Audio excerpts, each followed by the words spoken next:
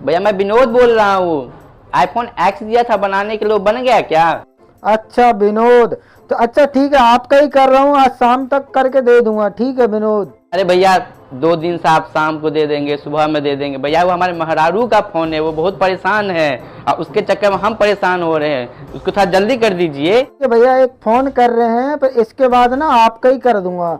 ठीक है भैया, आज समझा लीजिएगा अपना मेहरारू को।